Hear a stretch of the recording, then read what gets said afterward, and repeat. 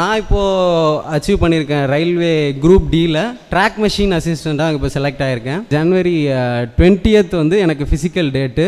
ஜனவரி 19 அப்பா கால் பண்ணுறாங்க, தாத்தா சீரியஸாக இருக்காங்கடான்னு. அப்புறம் சாயந்தரமாக ஃபோன் பண்ணேன், தாத்தா இறந்துட்டாங்க அப்படின்னு. நான் கேட்டேன், அப்பா நாளைக்கு ஃபிசிக்கல் நான் என்ன பண்ணட்டும் அப்படின்னு. எங்கள் அப்பா ரொம்ப மெச்சூர்டாக ஒரு பதில் சொன்னார். இல்லைடா, நீ வந்து இங்கே திருப்பி வர்றதுனால தாத்தா வந்து திரும்ப நமக்கு வரப்போகிறதில்ல. அவரு 100 வயசு வரை வாழ்ந்துட்டார். ஸோ அவரே இன்றைக்கி இருந்திருந்தாலும் அவன் கோல் அச்சீவ் பண்ணட்டும்னு தான் சொல்லுவார்.